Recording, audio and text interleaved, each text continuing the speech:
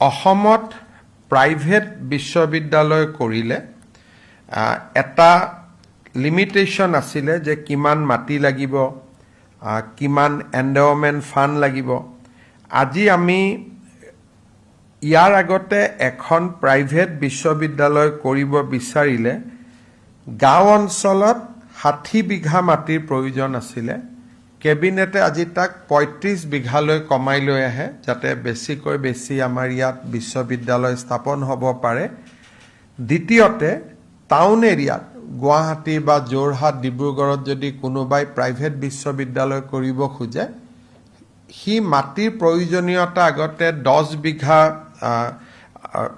30 বিঘা আছিলে, এতিয়া 7 একৰ মানে 21 বিঘালৈকে আমি কমাই লৈ আহোঁ যাতে অসমত এনেকুৱা ধৰণৰ বিশ্ববিদ্যালয় স্থাপন কৰাত অসুবিধা নহয়গৈ। গাঁও এৰিয়াত 60 বিঘাৰ পৰা 30 বিঘালৈ, টাউন এৰিয়াত 30 বিঘাৰ পৰা 21 বিঘালৈ ব্যক্তিগত বিশ্ববিদ্যালয় স্থাপনৰ বাবে মাটিৰ প্ৰয়োজনীয়তা আজি কেবিনেটে কমাই আনে আৰু এই সংক্ৰান্তটো আসাম প্ৰাইভেট ইউনিভাৰ্চিটি সংশোধন বিধেয়ক বিধানসভাত উপস্থাপন কৰা হ'ব। তেনেকে প্ৰাইভেট স্কুল স্থাপনৰ ক্ষেত্ৰতো আগতে যিখিনি মাটিৰ প্ৰয়োজনীয়তা আছিলে, আগতে আছিলে যে নগৰ অঞ্চলত 2 বিঘা আৰু গাঁও অঞ্চলত 6 বিঘা।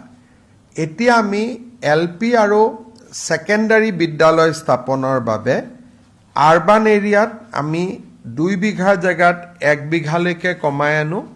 গাঁও এৰিয়াত আমি 6 বিঘাৰ জেগাত 3 বিঘালৈকে আমি কমাই আনো।